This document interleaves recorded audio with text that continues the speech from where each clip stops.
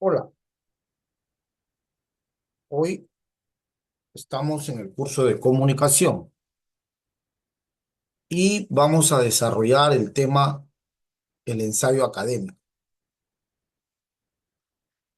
Para eso, nuestro resultado del aprendizaje está centrado en la producción de textos argumentativos en forma escrita, considerando las propiedades textuales y el registro formal de la lengua. La evidencia del aprendizaje será que los participantes redacten un ensayo sobre José María Arguedas Altamirano sobre su tema de investigación formativa. Vamos a iniciar la parte de la textualización de este trabajo en vista de que ya hemos venido realizando la planificación del mismo. Para ello, te invitamos a que observes el siguiente video. Adelante, por favor. Cuando la gripe nos quiere tumbar, tomamos Nastisol antigripal multisíntomas y volvemos a cantar. Conviértete en un profesional donde estés. Miguel, ¿arreglaste mi laptop? Con las carreras a distancia de TechSoup.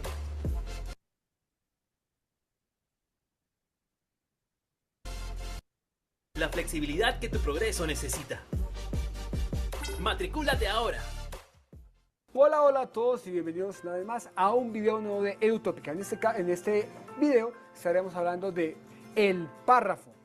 Y la pregunta que vamos a responder es, ¿cómo se escribe un párrafo?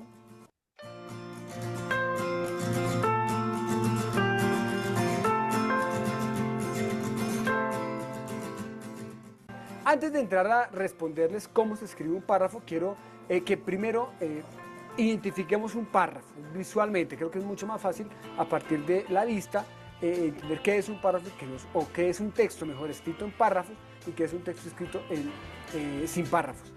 Aquí están viendo ustedes, por ejemplo, un texto escrito con párrafos. Si se dan cuenta, allí está subrayado en rojo cada uno de los párrafos, cada uno de los bloques.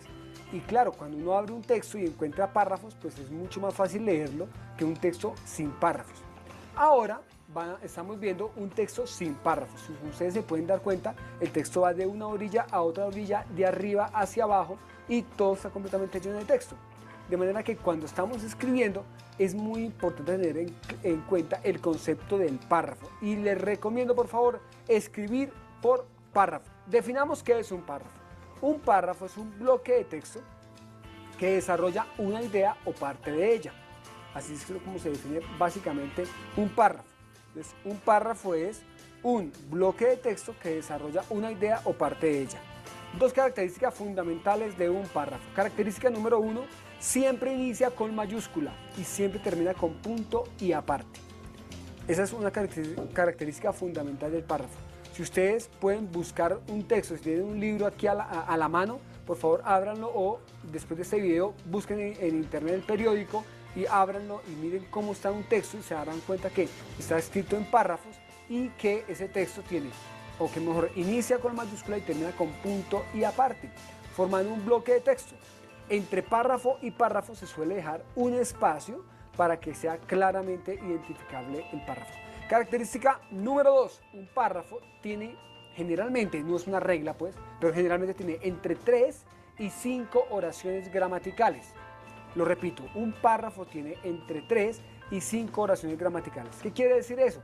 Que tiene 5 mayúsculas y que tiene 5 puntos, es decir, si tiene 5 oraciones. Recuerden que una oración gramatical es una idea con sentido completo que inicia con mayúscula y termina con un punto seguido, mientras que el párrafo comienza con mayúscula y termina con punto y aparte. Es decir, si yo cojo un párrafo y lo divido, pues me salen 5 oraciones, entre 3 y 5 oraciones. Si yo cojo esas 5 oraciones y las uno, hago un bloque, me queda un párrafo.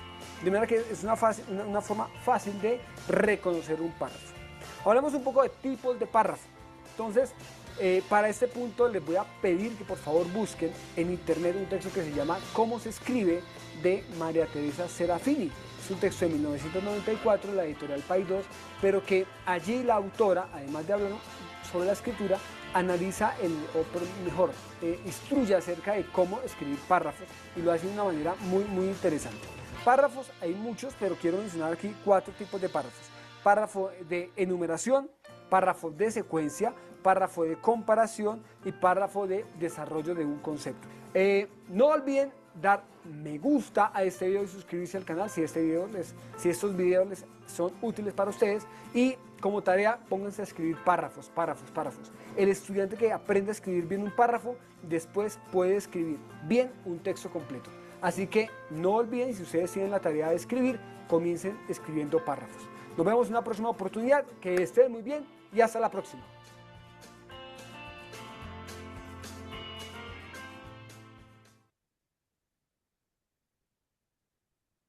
Hola, hola. Bien, acabamos de observar un video acerca de la forma como se debe redactar un párrafo. Y luego de observar el video, nos generamos estas cuestiones. Cuestión número 1. ¿Qué características presenta un párrafo?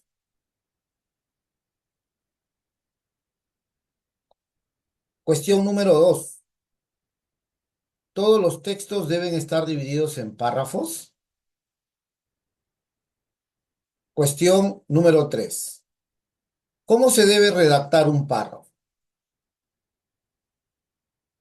Luego de haber escuchado las participaciones de nuestras estudiantes, vamos a definir inmediatamente la temática de hoy, enfocada a la construcción de un ensayo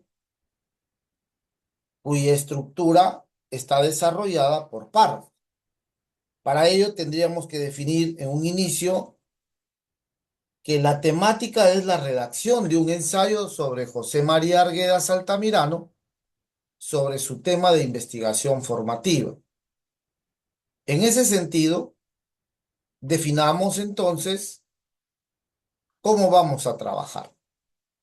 Hemos dicho nosotros que tenemos que construir un ensayo, pero los ensayos, al igual que todos los textos, presentan un título, presentan una introducción, tesis, argumentos, razones y finalmente cierres o conclusiones. Esta figura que usted observa lo vamos a llevar a la práctica a través de la investigación formativa. Empecemos definiendo el ensayo.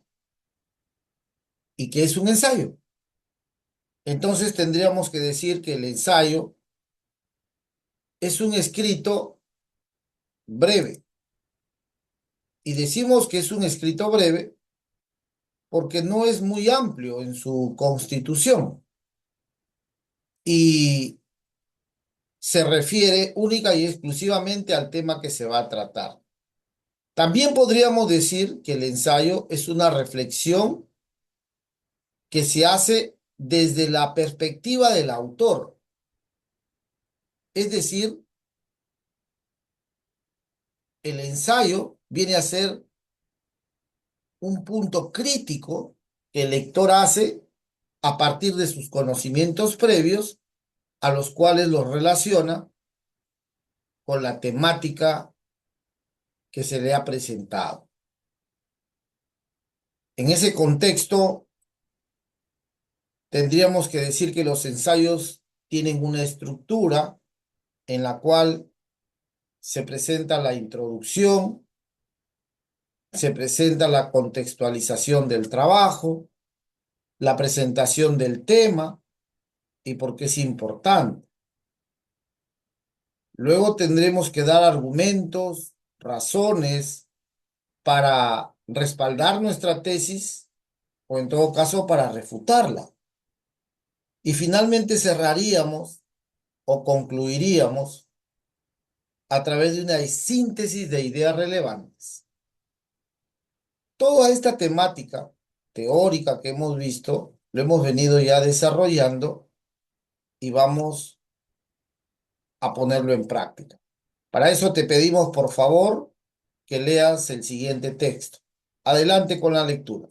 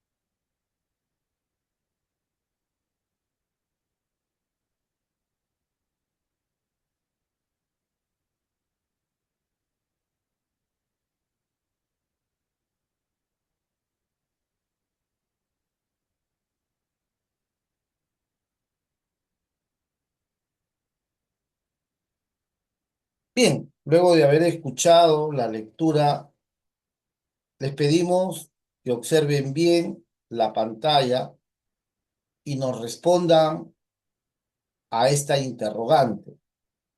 Estimado participante, ¿me podrías decir cuántos párrafos contiene el texto La dependencia de la tecnología?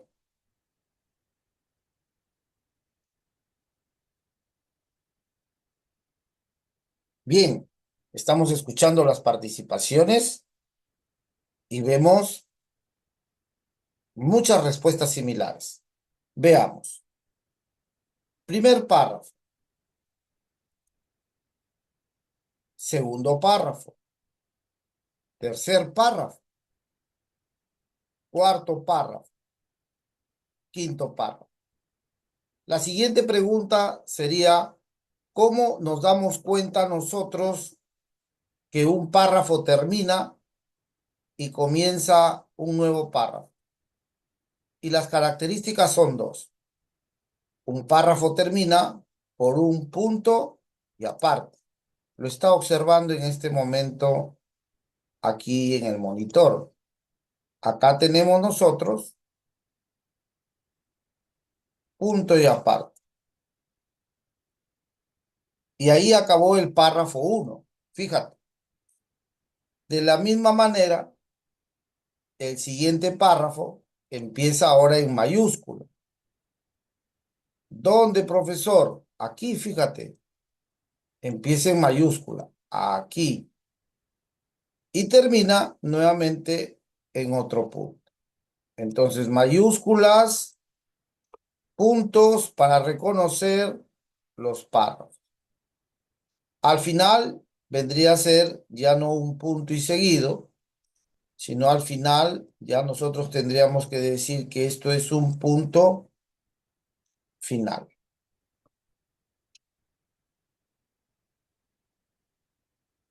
Muy bien, entonces la respuesta está dada. ¿Cómo? ¿Cuántos párrafos tiene el texto? Tiene 5. ¿Cómo identifico a los párrafos? Porque empiezan en mayúscula y terminan en punto y aparte. Y el último párrafo, como lo está viendo en este momento, el último párrafo empieza en mayúscula, como lo está mirando en este momento, y termina en un punto final. Bien, pero hemos visto el texto La dependencia de la tecnología y hemos observado el primer párrafo. Y también podemos observar que en este primer párrafo las ideas me hacen pensar a mí en una serie de definiciones. Por ejemplo, lo que está de color negro. Fíjense, estimados participantes, todo lo que está de color negro. Maestro, sí. ¿Cuál profesor? Esto que lo voy a rayar, todo esto que se está rayando, esto que se está rayando, esto de acá. ¿Qué idea será? Entonces tendríamos que decir que eso que se ha rayado se llama problemática, contextualización, problema y la tesis. Ahí está. ¿Cuál es la tesis del autor? Que el hombre se está deshumanizando porque utiliza mucho la máquina y está generando una sociedad perezosa y facilista. El hombre se está deshumanizando por usar mucha máquina y está creando una sociedad perezosa y facilista. Eso está en el primer párrafo y nos llega a esas conclusiones. En el segundo párrafo, en el párrafo 2, me habla de la postura de Chani Krishner. Chani Krishner lo menciona y entonces nosotros lo remarcamos. Pero para Chani Krishner, él concluye o afirma que el abuso de la tecnología, el abuso de la tecnología genera estrés, genera problemas en los nervios y que cada persona tiene que darse cuenta en qué medida está abusando del uso de la tecnología. Entonces, en este segundo párrafo que observamos aquí, nos damos cuenta nosotros que a este párrafo tranquilamente podríamos llamarle el argumento número 1. Párrafo 2, argumento 1. Luego tengo otro párrafo. Ahora me habla de una periodista chilena. ¿Quién es la periodista chilena? Bueno, la periodista chilena de la que se habla es Guerrero García, que está aquí en el 2010, esta periodista chilena. ¿Y qué nos dice la periodista chilena? Que vivo de la tecnología, soy uno de los teletrabajadores que hay en Chile y les digo que es deshumanizante. Mis colegas no tienen rostro, no tienen sonrisa, no tienen olor. Jamás sabré si tienen hijos, preocupaciones o si les puedo ayudar en algo más. El estar con todos ha implicado no estar con nadie, estar absolutamente solos. Aquí nosotros tranquilamente podríamos observar el argumento número 2. El cuarto párrafo habla de Alan Moore. ¿Y qué nos dice Alan Moore? Pues Alan Moore nos dice que la tecnología es siempre un arma de doble filo. Traerá muchos beneficios, pero también traerá muchos desastres. Y finalmente, esto sería el argumento 3, y finalmente pasaríamos al cierre. Con esa información cierro mi trabajo. Y digo, a todo esto hay que aclarar que la tecnología no es maligna, pero hay que encontrar un balance y no abusar de ella. No vale la pena depender de cosas que, aunque parezcan muy fuertes, pueden morir en cualquier momento. Podemos seguir usándola. Sin embargo, debemos tener en cuenta que la tecnología ha de acercarnos a otros humanos y no a alejarnos de ella. Entonces, este último vendría a ser el párrafo de cierre o el párrafo de conclusión. Y fíjense lo práctico y lo rápido que es escribir un ensayo sobre, en este caso, la dependencia de la tecnología. Perfecto. ¿Me entendió? Parece que no. Vamos a hacer un segundo ejemplo, ¿te parece? Bien, vamos a leer ahora los miedos y dificultades en El guardián entre el centeno de J.D. Salinger. Y decimos, es la primera novela del escritor neoyorquino Salinger. Se publicó por primera vez en 1951 y se convirtió enseguida en un clásico. Del autor sabemos muy poco, porque ha tratado siempre de huir de la notoriedad y ha vivido recluido.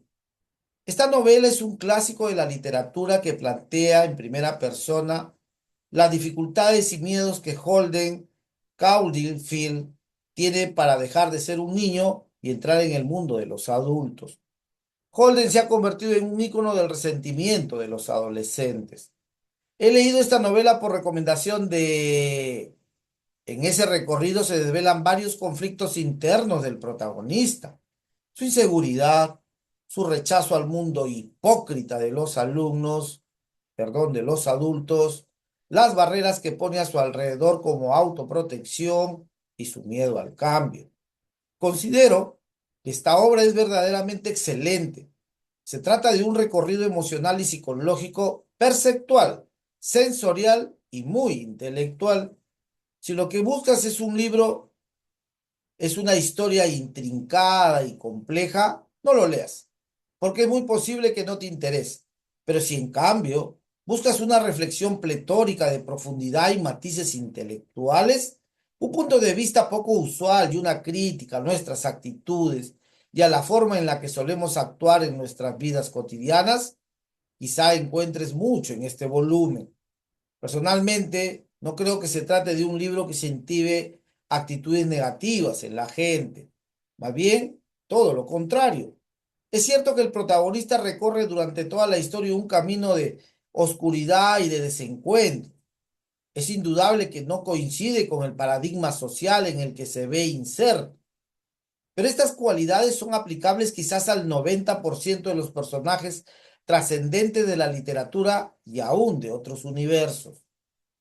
Pienso que Salinger pone de relieve en todo este trayecto un montón de cuestiones sociales y vitales que le molestan y de las que no puede escapar, pero deja abierta una luz de esperanza dentro de este mundo oscuro. Aún Holden puede encontrar un motivo, aunque más no sea para permanecer, algo que ama lo suficiente para seguir adelante, algo que lo salva. Respecto al contenido, se relaciona este libro con numerosos casos de asesinatos y de violencia, como el de John Lennon, cuyo autor, para los entendidos, carece de nombre. Yo no creo que estas personas realmente hayan comprendido la búsqueda de Holden y claramente han malinterpretado el mensaje. Se trata, como es obvio, de sujetos perturbados que habrían cometido un homicidio aún así si hubieran leído un poema de Benedetti en lugar del libro que aquí tratamos. Se quedaron con su lado misántropo, sin comprender el verdadero sentido de la búsqueda. En conclusión, a pesar de que no es una trama de acción que mantiene al lector en expectativa, la construcción del personaje es implacable. Holden Caulfield es multidimensional.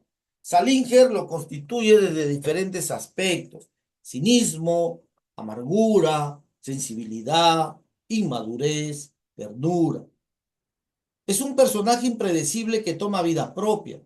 Su historia es un extracto, un episodio en la vida de un adolescente rebelde que no lo llevan a una aventura enigmática ni apasionante, pero describe toda una vida y lleva al lector a la profundidad espiritual del personaje, a la intrincada construcción emocional de que todos tenemos. Teniendo en cuenta que este libro fue escrito entre los años 40 y los 50, ha sido un hito en muchos conceptos estadounidenses. Hasta ahora muchas imágenes del libro son reproducidas en libros, programas de televisión y películas. Los acercamientos de adolescentes a la droga y el alcohol. Estimados participantes, acabamos de leer el texto de Salinger, El guardián entre el centeno. Al igual que en el ejercicio anterior, si yo les dijera cuántos párrafos tiene, entonces nosotros tendríamos que decir que en este momento nuestro texto cuenta con un párrafo, dos párrafos, tres párrafos, cuatro, cinco, seis, siete, ocho y finalmente 9 párrafos. Fíjate, 9 párrafos tiene nuestro trabajo. Y ahora vamos a descomponerlo.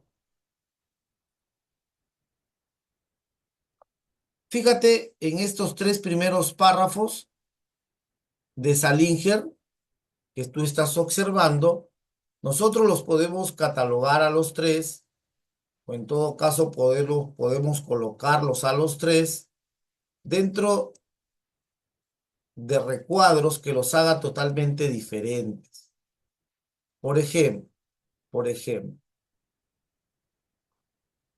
¿cómo se llamaría al primer párrafo? Y dentro de la introducción nosotros tenemos elementos. Dentro de la introducción, el primer párrafo, ¿cuál sería?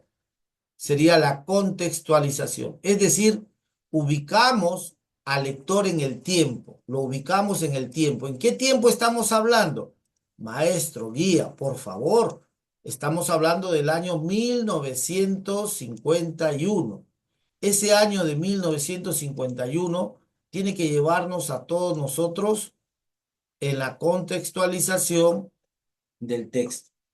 No es igual el año 2026 al año 1951. Luego tengo un segundo párrafo, y en este segundo párrafo, ahora Salinger nos habla de la tesis. ¿Y cuál es la tesis? Las dificultades y miedos de Holden Caulfield para dejar de ser un niño y entrar en el mundo de los adultos. Entonces, ahí tenemos la tesis. Y finalmente, nos encontramos con otro personaje, ¿Cuál maestro guía? Nos encontramos con el personaje situado aquí, que tiene que ver, este personaje que está acá, que tiene que ver directamente con lo que nosotros llamamos enunciado del problema o de la tesis. Y finalmente, un tercer párrafo, que lo ves al final, y es los subtemas que vamos a trabajar, y se llama la anticipación. Entonces, ya con esta visión de estos tres párrafos, nosotros tendríamos que decir que nos hemos ubicado rápidamente en lo que es la introducción de mi ensayo literario. Entonces, el ensayo literario tiene tres elementos.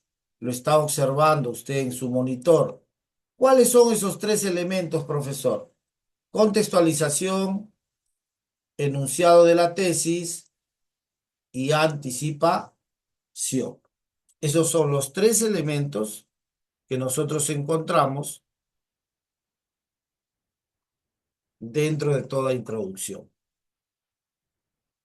Pero luego pasamos al párrafo de desarrollo o también párrafos argumentativos o de razones. Y encontramos varios párrafos y mira cómo están redactados. Considero que personalmente pienso y respecto a, no se han escrito porque han querido escribirse de esa manera. No, no, no, no, no, jóvenes. Esto está escrito así, de esa manera, porque el autor le quiere dar sentido a lo que está trabajando.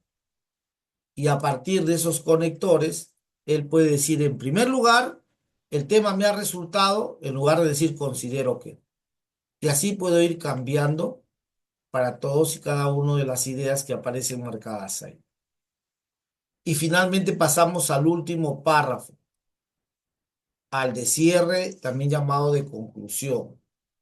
Y tenemos tres elementos. El primer elemento que usted ve de rojo, este elemento que está aquí, este elemento que está aquí, se le llama entonces conector. Conector. Se le conoce así siempre, porque como su nombre te indica, va a conectar, ¿ves? Ahí está. Luego tengo una síntesis que se hace de la temática. Y finalmente, la opinión. Entonces, encontramos elementos para poder seguir desarrollando nuestro trabajo. Y el tercero y último sería la opinión. Entonces, fíjate que hemos recorrido nuevamente otro texto y quedaría de la siguiente manera. El texto quedaría de la siguiente manera. Quedaría de esa manera. Fíjate.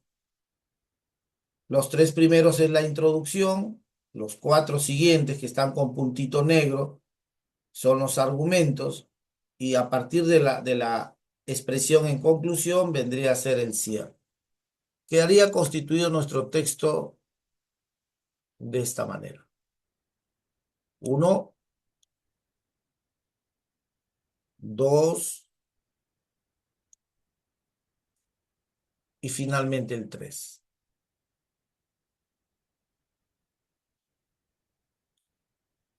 Bien, ¿qué es lo que tenemos que hacer, profesor?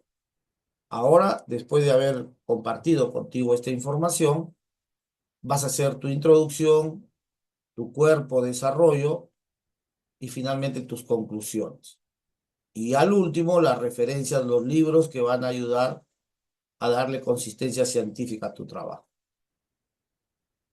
Felicitaciones si usted ha llegado a esta parte de la explicación. Nos vamos a poner ahora en especie de taller y cada participante tendrá que desarrollar su ensayo relacionado a José María. Hasta una próxima oportunidad. Permiso.